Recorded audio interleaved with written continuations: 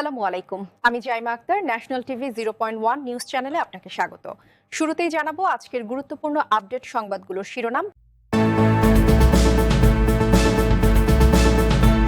ইরানের ওপর মার্কিন নৌ অবরোধ কি আদৌ কার্যকর হচ্ছে? লেবাননে ইসরায়েলি বিমান হামলায় সাংবাদিক নিহত।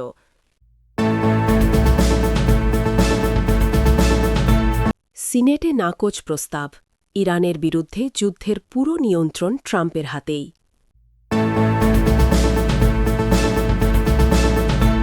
ইরান কি সত্যিই পরমাণু বোমা ব্যবহার করবে?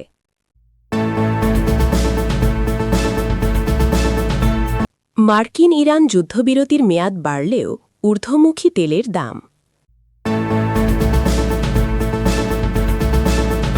এই ছিল আজকের আলোচিত সংবাদ শিরোনামগুলো। এখন বিস্তারিত সংবাদে আসছি, তবে তার আগে অনুরোধ রইল প্রতিদিনের আপডেট সংবাদগুলো সবার আগে পেতে ভিডিওটিতে একটি লাইক দিয়ে চ্যানেলটি সাবস্ক্রাইব করুন এবং কমেন্টে জানিয়ে দিন আপনি কোন জায়গা বা কোন দেশ থেকে আমাদের সংবাদগুলো দেখছেন।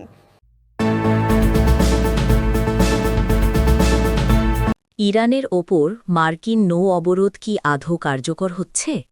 ইরানের বন্দরগুলো থেকে জাহাজ চলাচল বন্ধ করতে এবং দেশটিকে একটি যুদ্ধবিরোধী চুক্তিতে বাধ্য করতে যুক্তরাষ্ট্রের দেওয়া নৌ অবরোধের কার্যকারিতা নিয়ে প্রশ্ন উঠতে শুরু করেছে। মার্কিন প্রশাসন অঙ্গীকার করেছিল যে নির্দিষ্ট সমঝোতায় না আসা পর্যন্ত ইরানের কোনো জাহাজ বন্দর ত্যাগ করতে পারবে না। তবে বিশ্লেষকদের পর্যবেক্ষণ এবং জাহাজ ট্র্যাকিং ডেটা এই অভিযানের সাফল্য নিয়ে একটি জটিল চিত্র ফুটিয়ে তুলছে। শিপিং জার্নাল লয়েডস লিস্ট ইন্টেলিজেন্সের বিশ্লেষক ব্রিজেট ডায়াকুন বার্তা সংস্থা এএফপিকে জানিয়েছেন, মার্কিন প্রশাসনের পক্ষ থেকে দেওয়া তথ্যের অসামঞ্জস্যতা এবং তথ্য প্রকাশে বিলম্বের কারণে এই অবরোধের পরিধি ও কার্যকারিতা নিয়ে এক ধরনের বিভ্রান্তি তৈরি হয়েছে। ফলে মার্কিন এই অপারেশন আদতে কতটা সফল হচ্ছে তা পরিমাপ করা কঠিন হয়ে পড়েছে। বিভিন্ন সামুদ্রিক সংস্থা কর্তৃক বিশ্লেষণ করা স্যাটেলাইট ইমেজ এবং ট্র্যাকিং তথ্যে দেখা গেছে অসংখ্য জাহাজ বর্তমানে হরমুজ প্রণালী অতিক্রম করছে। এর মধ্যে মার্কিন নিষেধাজ্ঞার তালিকায় থাকা ইরানি পতাকাবাহী জাহাজ যেমন রয়েছে, তেমনি অনেক জাহাজকে ইরানের বন্দরে যাতায়াত করতেও দেখা গেছে। বিশেষজ্ঞদের মতে পারস্য উপসাগরে প্রবেশের পর অনেক জাহাজ তাদের ট্র্যাকিং সিস্টেম বা ট্রান্সপন্ডার স্পুফিংয়ের মাধ্যমে নিজেদের প্রকৃত অবস্থান লুকিয়ে ফেলছে। এমনকি সমুদ্রের মাঝখানে এক জাহাজ থেকে অন্য জাহাজে ইরানি তেল স্থানান্তরের মতো কর্মকাণ্ডও চলছে বলে খবর পাওয়া গেছে। এ ধরনের ছায়া কর্মকাণ্ডের মাধ্যমে ইরান ও তার সহযোগী জাহাজগুলো মার্কিন নৌ অবরোধের শর্তগুলোকে চ্যালেঞ্জ জানাচ্ছে, যা ওয়াশিংটনের এই কঠোর পদক্ষেপের সফলতা নিয়ে বড় ধরনের সংশয় সৃষ্টি করেছে। লেবাননে ইসরায়েলি বিমান হামলায় সাংবাদিক নিহত। লেবাননের দক্ষিণাঞ্চলে বুধবার ২২ এপ্রিল ইসরায়েলি বিমান হামলায় আল আখবার পত্রিকার সাংবাদিক আমাল খালিল নিহত এবং অপর এক সাংবাদিক গুরুতর আহত হয়েছেন।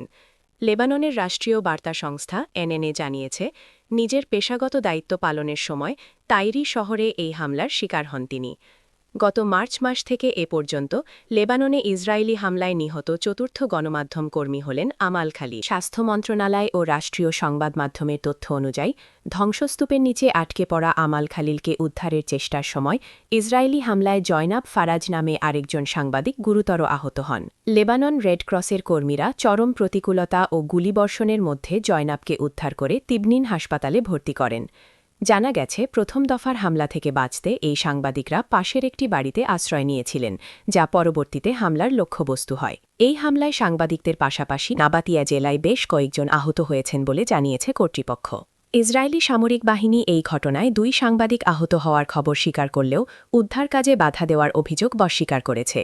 তাদের দাবি, হিজবুল্লাহর একটি সামরিক স্থাপনা থেকে আসা 2টি সন্দেহভাজন গাড়িকে লক্ষ্য করে তারাই হামলা চালিয়েছে, যেগুলোকে তারা হুমকি হিসেবে বিবেচনা করেছিল। তবে ওই গাড়িতে থাকা ব্যক্তিরা প্রকৃতপক্ষে কারা ছিলেন তা স্বাধীনভাবে যাচাই করা সম্ভব হয়নি।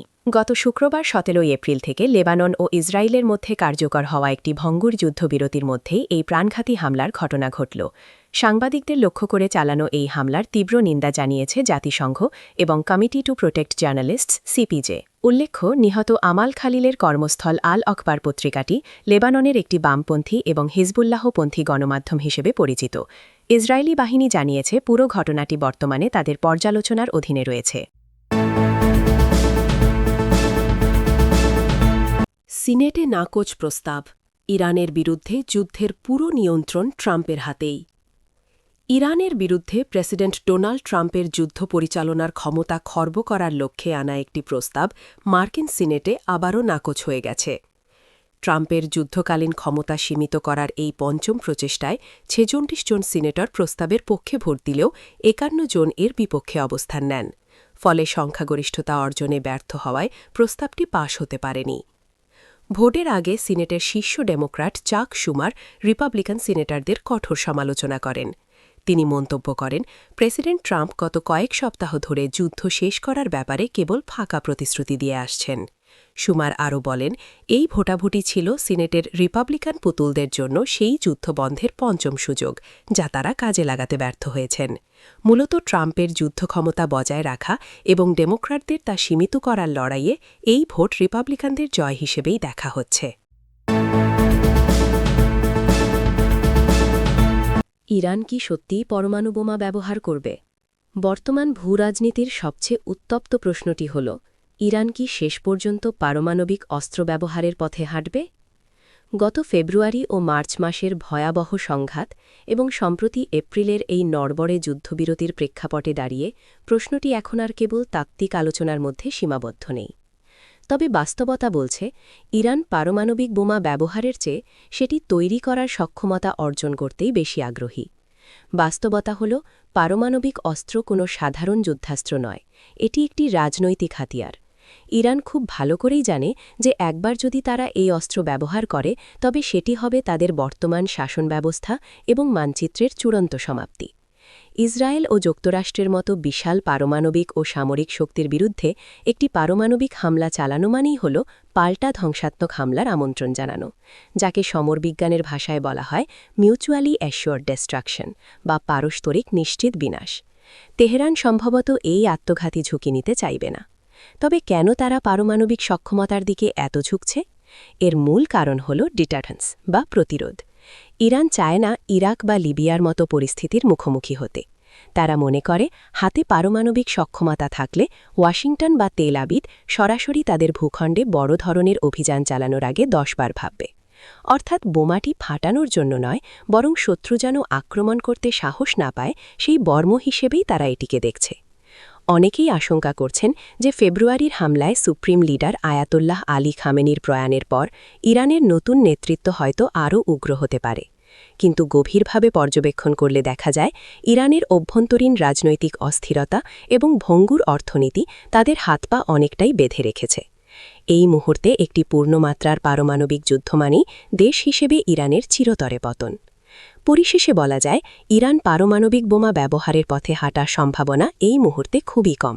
তারা বরং এই সক্ষমতাকে আলোচনার টেবিলে তুরুপের তাস হিসেবে ব্যবহার করে নিজেদের ওপর থেকে নিষেধাজ্ঞা তুলে নেওয়া এবং শাসন ব্যবস্থার সুরক্ষা নিশ্চিত করতে চাইবে। বর্তমান যুদ্ধবিরতির মেয়াদ বৃদ্ধিও সেই কূটনৈতিক দরকষাকষিরই একটি অংশ। ইরান পারমাণবিক অস্ত্র নিয়ে হুঙ্কার দেবে ঠিকই, কিন্তু চূড়ান্ত ধ্বংসের বোতামে চাপ দেওয়ার মতো হঠকারিতা দেখানোর সম্ভাবনা বাস্তবসম্মত নয়। মার্কিন ইরান যুদ্ধবিরতির মেয়াদ বাড়লেও ঊর্ধ্বমুখী তেলের দাম।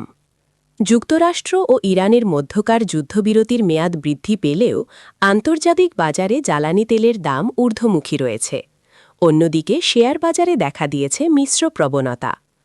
মার্কিন প্রেসিডেন্ট ডোনাল্ড ট্রাম্প ইরানের সঙ্গে যুদ্ধবিরতি বাড়ানোর ঘোষণা দেওয়ার পর বিনিয়োগকারীরা এখন শান্তি আলোচনা পুনরায় শুরু হওয়ার অপেক্ষায় রয়েছেন। গত ফেব্রুয়ারির শেষ দিকে মধ্যপ্রাচ্যে যুদ্ধ শুরু হওয়ার পর বিশ্ববাজারে তেলের দাম ও মুদ্রাস্ফীতি চরম আকার ধারণ করে। যদিও সাম্প্রতিক সময়ে ওয়াল স্ট্রিটের সূচকগুলো আগের লোকসান কাটিয়ে রেকর্ড উচ্চতায় পৌঁছেছে। তবে হরমুজ প্রণালী দিয়ে জ্বালানি সরবরাহ এখনও বন্ধ থাকায় ব্যবসায়ীদের মধ্যে উদ্বেগ কাটেনি। আশঙ্কা করা হচ্ছে যে কোনো সময় পুনরায় হামলা শুরু হতে পারে। বিশ্লেষকদের মতে, ট্রাম্প প্রশাসন এবং ইরান উভয় পক্ষই এখন যুদ্ধের অবসান চাইছে। কারণ দীর্ঘস্থায়ী এই সংঘাতের ফলে জ্বালানি তেলের দাম অস্বাভাবিক বেড়ে যাওয়ায় বিশ্বজুড়ে অর্থনৈতিক প্রবৃদ্ধি হুমকির মুখে পড়েছে।